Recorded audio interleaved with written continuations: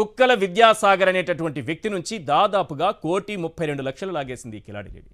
దాదాపు 15 ఏళ్లుగా ఈ బ్లాక్మెయిలింగ్ వ్యవహారం నడుస్తూనే ఉంది సార్. ఇది ఎప్పటికి తెలుసా ఈ కథ? 2009 నాటి కథ. చివరికి అతని సహనం నశించడంతో ఈ ఏడాది ఫిబ్రవరి 2న ఎన్టీఆర్ జిల్లా ఇబ్రహీంపట్నం పిఎస్లో ఫిర్యాదు చేశాడు.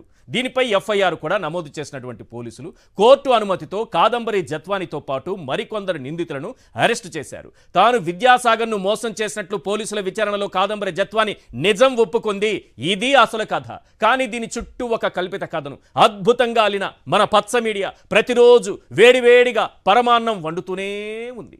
విద్యాసాగర్ వైఎస్ఆర్సీపీ నేతని, అతనికి ఆ పార్టీలో పెద్దలు సహకరించారని, ఐపీఎస్ అధికారులు వారు కూడా ఆయన చెప్పినట్టే విని ఆమెను వేధించారంటూ ఒక క్రైమ్ కథా చిత్రాన్ని వండి వార్చింది మన ఎల్లో కూలీ మీడియా. అసలు ఎవరి కాదంబరి జత్వాని? ఎంతమందిని ఇలా మోసం చేసింది?